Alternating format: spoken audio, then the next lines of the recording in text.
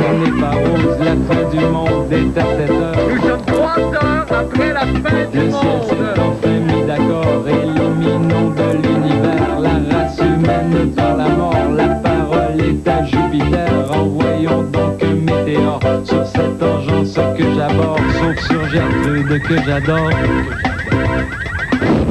Mercredi 10 novembre 1999, une des plus grandes firmes de fiscalistes au Canada recommande aux enfants de 10 ans de produire une déclaration d'impôt. Oh, bien dit! Il est fichtrement temps que ces petits poutchous gripsous crachent un peu pour nous, leurs aînés.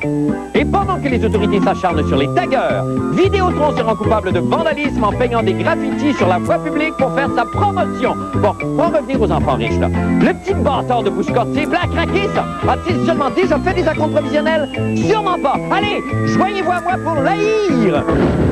Ah, bonne fin du monde, mesdames et messieurs. Tout d'abord, des nouvelles de moi. Hey, checkez-moi les mains. J'en shake encore. Dans la presse d'aujourd'hui, on apprend qu'une femme de Sainte-Thérèse poursuit pour 40 000 $ mes Backstreet Boys, qui donnent justement un concert ce soir à Montréal. Et ce pourquoi? Ben, c'est ce qu'on va tenter de vous illustrer grâce au concours de la célèbre troupe de marionnettes Fonfoné Patachou de Budapest, place au théâtre.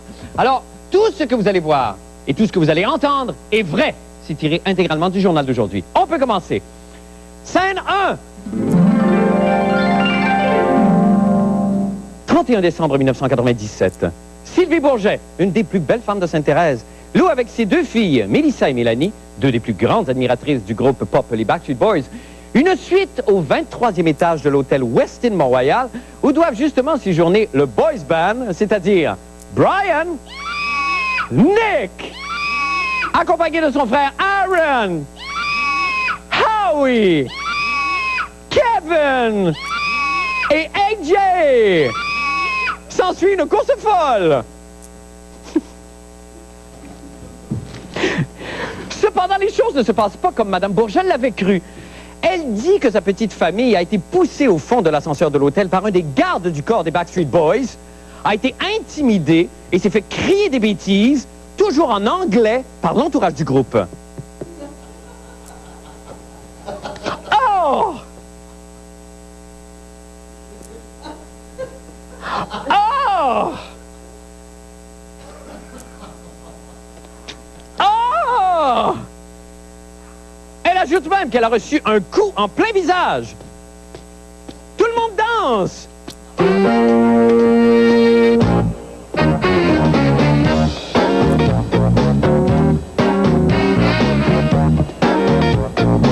Oh! Fin de la première partie, bravo! Bravo, magnifique. Bravo! Ah, ça se déchaîne. Scène 2. 23 août 1998, Sylvie Bourget et ses deux filles, Mélanie et Mélissa, retournent voir leurs idoles lors d'un concert extérieur au Parc des Îles de Montréal. Pourquoi? Je ne sais pas. Pendant la deuxième partie du spectacle, alors que les Backstreet Boys chantent une de leurs plus belles chansons,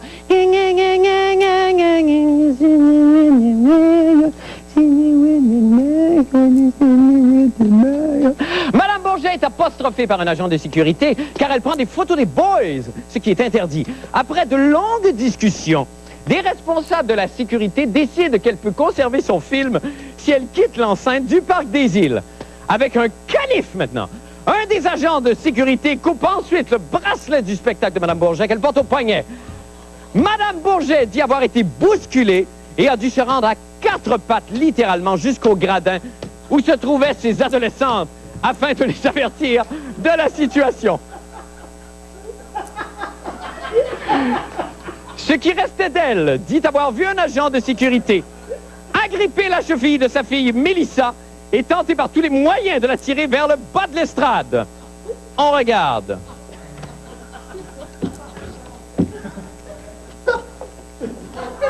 Ah, quelle scène atroce! A-t-elle réussi? Oui! Depuis ces incidents, la famille Bourget a décroché de la musique des Backstreet Boys. Mélissa et sa mère ont eu de la difficulté à dormir, ont été stressées et angoissées. Et d'ajouter, Madame Bourget, il y a un spectacle ce soir et ça me fait très peur pour les autres. Tout le monde danse!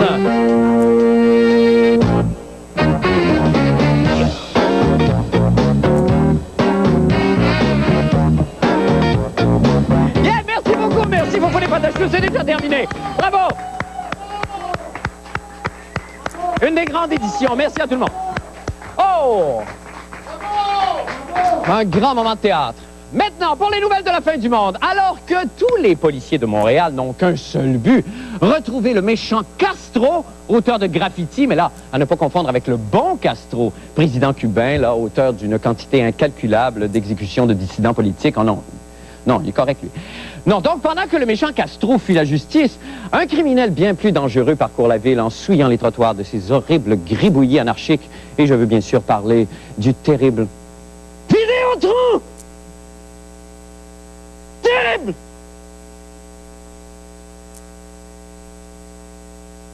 Eh bien, c'est ce qu'a appris Jean-René Dufort, qui est allé traquer le nouvel ennemi public numéro 1 pour nous. On écoute.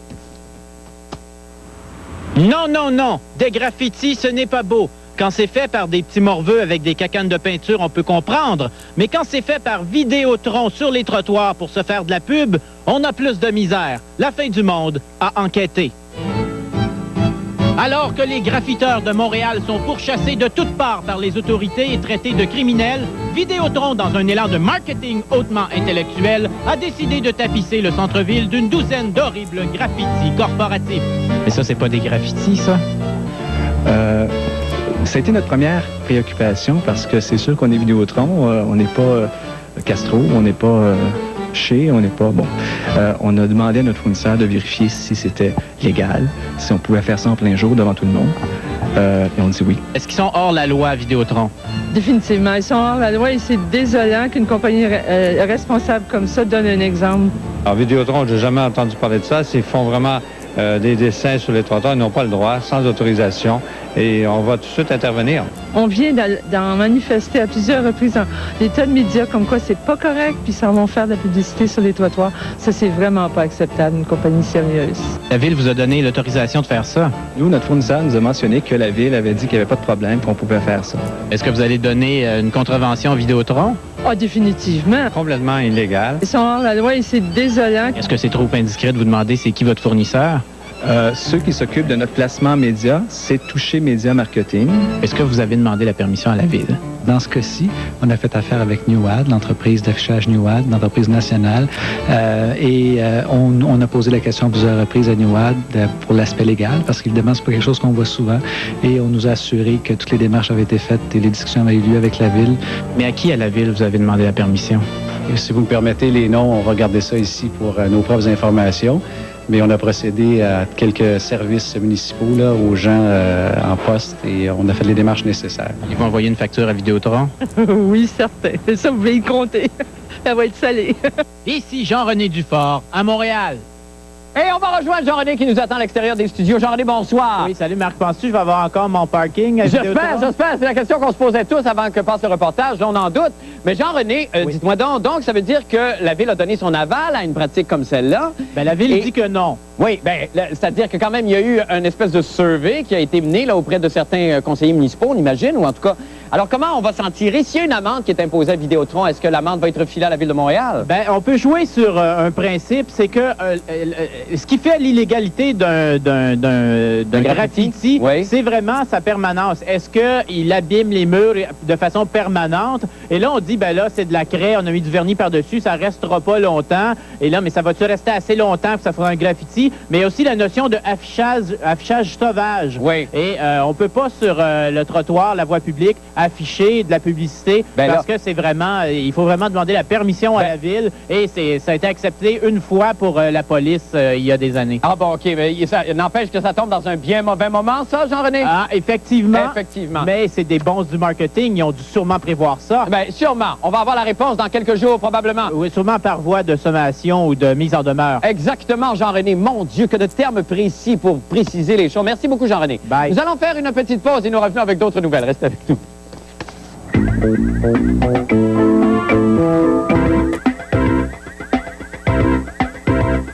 Ernst & Young, une importante firme de fiscalistes, à ne pas confondre avec Barnum & Bailey, l'importante firme d'hommes caoutchouc et de femmes à barbe, suggère que vous fassiez faire des déclarations d'impôts à vos petits-enfants, même si leurs revenus ne sont que de quelques dollars par année. La raison invoquée, les habituer le plus jeune possible à se faire fourrer par le gouvernement.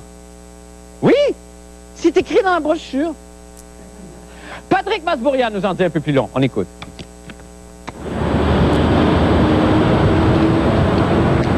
La très avant-gardiste société de conseillers financiers Ernst & Young propose aux parents de produire des déclarations d'impôts au nom de leurs enfants pour tous les gains réalisés par ceux-ci, et ce, dès l'âge de 10 ans.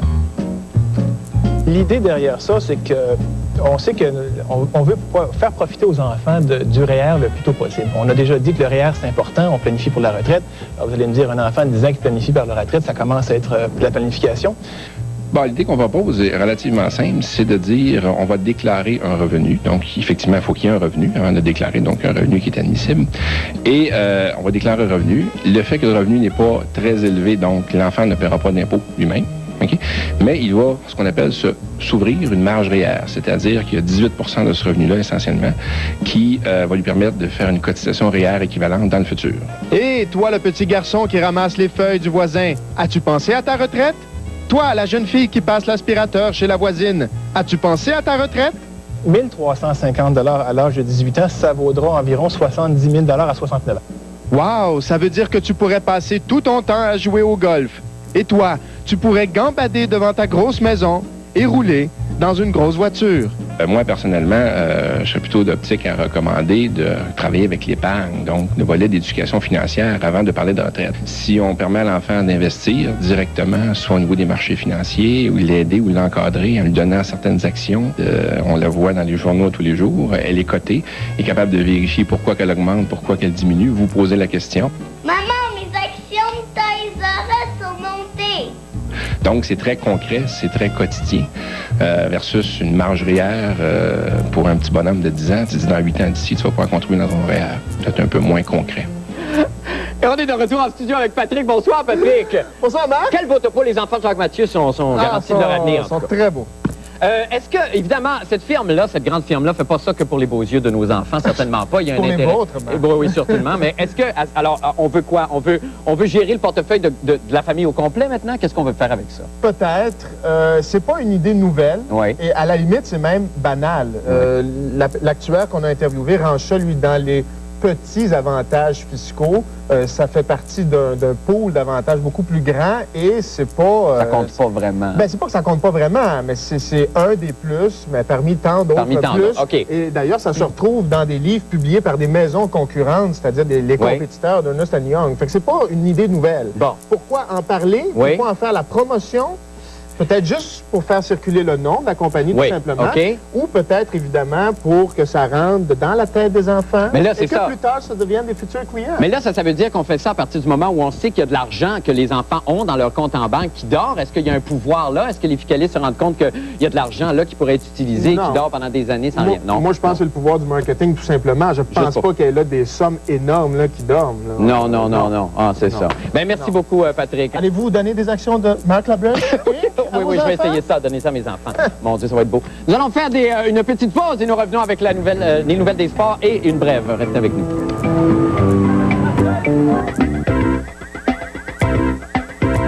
Eh bien, vous le savez, notre camarade Bruno Blanchet est allé tourner une série de reportages à Las Vegas avec nos vedettes québécoises favorites. Il nous présente ce soir le second volet de sa mission au pays de la machine à sous. On écoute.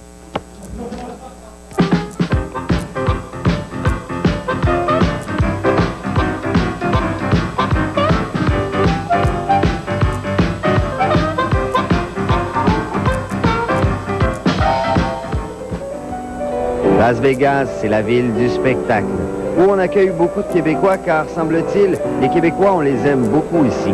Bruno, je t'aime. Bruno, je t'aime. Bruno, je t'aime. Et Las Vegas, c'est surtout la ville de l'illusion, la ville du faux, la ville de la magie. Bring lots of money, so you can win lots of money. Alors, c'est ici, dans cette ambiance absolument extraordinaire, que j'ai rencontré Alain Choquette.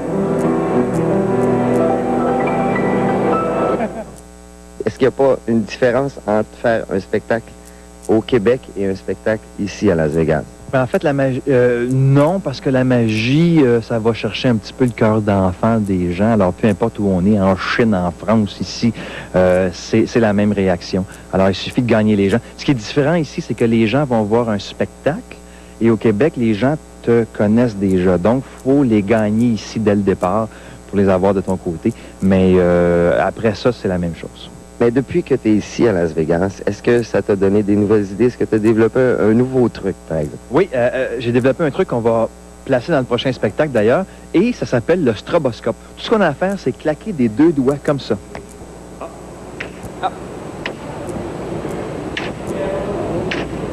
Voilà.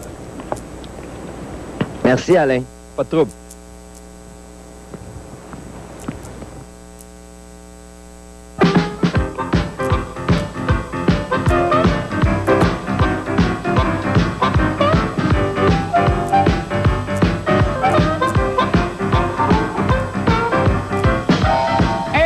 Bruno, je vous répète qu'il va y avoir plusieurs reportages comme ça tout au long de la semaine de son voyage à Las Vegas. Maintenant, parlons sport avec Paul Oud. Bonsoir, Marc. Paul, bonsoir. Ça va bien? Ça va très bien, vous. Oui, Marc, je reçois beaucoup de courriers régulièrement. Je sais bien, Paul. De notre auditoire qui nous demande pourquoi est-ce qu'après un match qui a été présenté à TQS, on ne jase jamais tous les deux de la partie. Il y a plusieurs réponses en guise à ça. d'après-match, oui. Oui, il y a plusieurs réponses. Oui, bien, une des réponses, c'est que bien sûr, nous sommes trop occupés à préparer cette émission pendant des heures, et on n'a pas le temps souvent de regarder le match, et on ne voudrait pas passer des commentaires ridicules. Non, évidemment. Cependant, pour répondre à la demande, nous avons mis au point un système interactif de commentaires sportifs d'après-match. Il vous suffit en ce moment même de vous approcher de l'écran de télévision. C'est très important. Et je vous demanderai, voilà, c'est fait, de presser le coin inférieur droit de l'image. J'imagine évidemment qu'on est en sens oui, inverse. évidemment. Donc, le coin inférieur droit de l'image, pesez maintenant et vous allez avoir le commentaire tout de suite du match de ce soir entre Canadiens et Pittsburgh. D'accord. Hey, victoire! Yes! Bravo! Bravo! Très belle victoire. Mais ça fait du bien. Mais là, on se doutait un petit peu, Paul, parce que depuis les 8... Oui, j'avais lancé la chose que depuis les 8 derniers matchs, seulement 7 étaient perdus par le Canadien, seulement par un but. Alors, un retour du balancier tôt ou tard allait procurer une victoire. Mais là, ça relance toute la situation de Régent Houle. Est-ce qu'on fait le ménage? Moi, je pense que là, maintenant, il s'agit de ne pas paniquer. Exactement. Garder l'équipe en place. Exactement. Les choses vont peut-être se replacer graduellement. En tout cas. Ouf, ça fait du bien. Ah, ça fait du bien. C'est extraordinaire. Pour le match nul, veuillez peser au centre de l'écran. C'est ça, la nulle. Une nulle. La nulle. J'haïs ça, les nuls. C'est pas agréable, une nulle. Mais non, parce que là, tout est à remettre en question. Là. Évidemment. Qu'est-ce qu'on fait? On vient d'obtenir un point, on garde Houle, est-ce qu'on garde l'équipe et tout ça? Ça veut juste prolonger le malaise? Oui. On ne sait pas sur quel pied danser. Exactement. Ça doit être comme, j'imagine, lorsqu'on fait de la scène et qu'on n'a pas de rappel après le spectacle. Ou un coït interrompu. Oui, ça se peut bien. Mais nul, tu sais, quand tu croises quelqu'un sur la rue, puis tu dis, je suis une nulle. Qu'est-ce que tu fais avec ça? Non, pas grand-chose à faire. Non. Bon, on va dormir on n'est pas plus fixé. Et maintenant, Marc, c'est étonnant, ce procédé-là. Hein? Mais attention, voici, la défaite est toujours cruelle, comme celle de ce soir, par exemple. Veuillez peser sur le coin supérieur gauche. Je vais laisser les autres faire ça. Essayez-le. Là. Voilà. Attends! Encore une autre défaite! Là, Marc... Qu'est-ce qu'on fait? Là, Marc, c'est la 12e défaite. Qu'est-ce qu'on fait? C'est le ménage! C'est le ménage! Dans cette équipe-là. Oui! D'abord, Régent Houle, son cas est réglé. Bye, bye! Bye, Régent! As-tu vu Vigneault de la manière qu'il a coaché ce soir? As-tu vu Clément Jaudoin, son adjoint? J'étais hors de moi. Vigneault, Jaudoin, d'abord! Le président Pierre Boivin, qu'on n'a pas entendu depuis 2 mois, le sauveur de l'équipe. Where is he? D'abord! Et tous les autres qui sont là. Mario Tremblay, Jacques Demers, Ronald Corré, Jacques Lemaire. D'abord! La petite japonaise? D'abord! Aurèle Joliat! D'abord! Aurèle Joliat! Les caméramans, là! D'abord! La maquilleuse? Bon, pas la maquilleuse. On peut peut-être regarder. Il y a ça. On va dormir là-dessus. Alors, on a discuté du match de ce soir. C'est incroyable. On a tout appris. C'est une nouvelle façon de traiter l'information. Demain, nous travaillons sur un grand dossier à caractère sexuel. Ah, lequel? Enfin, une histoire d'amour et de sport? Un top modèle aime un joueur de hockey. Arrêtez donc, ici même à Montréal? Ah oui, il y aura des photos. Est-ce que c'est un scoop? Non, c'est pas un scoop, mais enfin, on racontera. On le racontera, ok, d'accord, je vous laisse avec ça. Ben, merci infiniment. Ça va être bon. Oh, j'en doute pas une seconde. Merci infiniment, Paul. Nous allons faire une petite pause et nous revenons avec la météo et le mot de la fin. Restez avec nous.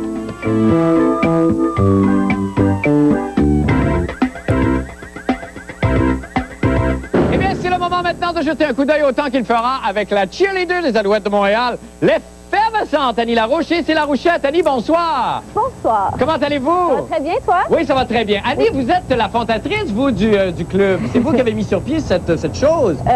Oui, je suis là depuis 96. Depuis 96? Est-ce que c'est un métier d'avenir, ça, pour une jeune fille qui voudrait devenir... Et pourquoi pas? Et pourquoi pas? Et pourquoi pas? Ben, c'est merveilleux. Et c'est vrai le mythe qu'il y a dans les films de série B américains qu'avec les joueurs, ça boum boum? C'est faux. OK, c'est faux. Bon, ben voilà une bonne chose de régler. Allez-y avec votre météo, s'il vous plaît, Annie. Fini la timidité, Marc. On a décidé de se laisser aller un peu. Puis on t'a préparé un petit pot pourri juste pour toi. Ben, allez-y. Êtes-vous prêtes, les filles? Oui. Oh, soleil, soleil, soleil, lay, avec des passages nuageux. Ah, c'était le Cirque du Soleil! Merci beaucoup! C'est tout le temps qu'on... Merci beaucoup, bye, tout le monde, à demain. Surveillez la chronique de la fin du monde dans le cahier Week-end du Journal de Montréal et du Journal de Québec. Et lisez demain, dans le Journal de Montréal, la page Femmes de Monel Saint-Don.